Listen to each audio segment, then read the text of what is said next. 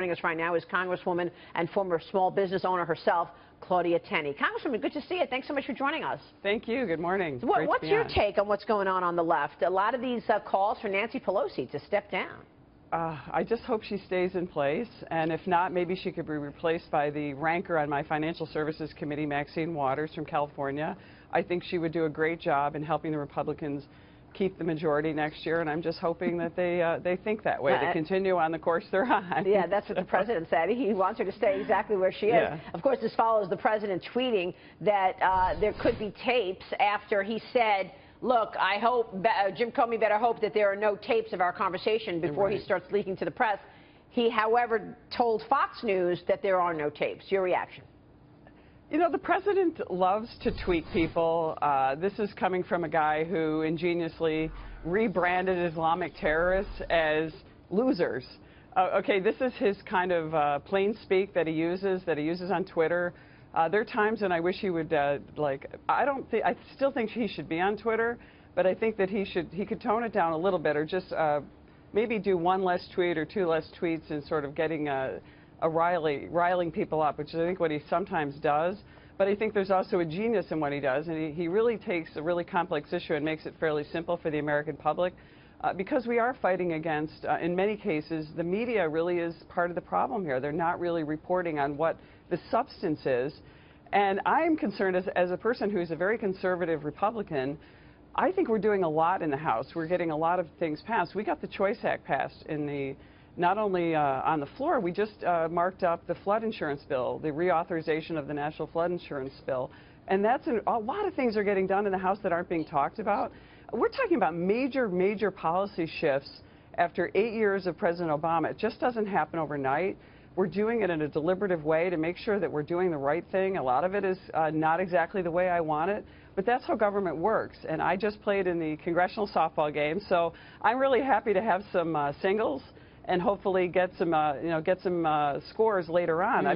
I just think that everybody is so concerned about hitting a home run right out of the box, and I think the president's working very hard to work with us to find solutions that are realistic and that we can get past. I hear you, but at the same time, you know, you've got an election next year, and that's why, you know, this is so important this year to get something done so that the American people feel tax reform, feel health care. So yeah, I agree. You've done a lot in the House. The president has done a lot in terms of executive orders, but will you get health care and tax reform over the finish line this year? Yeah, I think we will. I think tax reform is going to come a little later. There's a couple other steps we've got to take on that.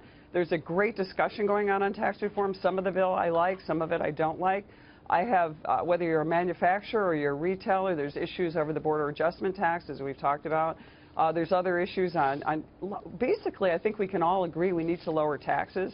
As a person who represents a New York district, taxes are one of the greatest concerns for my constituents, and one of the things that has driven a lot of businesses and a lot of people, plainly, out of New York into places like Florida and Texas, where there is no income tax, and where there's a better business-friendly environment. That's true. I'm glad you're bringing that up, because one of the most important things that's coming out of this health care bill that we're seeing is that it moves the Obamacare taxes on investment. As a former small business owner, that 3.8% is very important to remove on that. We should tax consumption instead. Can you talk about how important it is, and and whether we can get that 3.8% off of that Obamacare tax off of investment?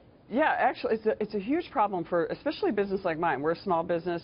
The taxes on Obamacare, the employer mandate, the individual mandate, all those things that were intended to try to get people enrolled to reduce the rates overall have actually resulted in more people, interestingly enough, taking the penalty instead of signing up for health care. So what do you have?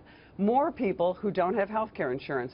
We've chosen to take the tax, remove the tax, and also put incentives in place to encourage people to want to be responsible and buy their own health insurance, and create an environment eventually that they can have affordable insurance. In our family business, we had to go to much higher rates. We had a great insurance plan before Obamacare, before we had to go to partial self-insurance and other types of avenues that we didn't want to have to choose, but we want to take care of our employees. We want to give them an opportunity to have health care at an affordable rate, and of course we're over 50 employees, so we have to comply with the mandate. And we lost a lot of the great health care incentives that we had, and we're in a small rural area.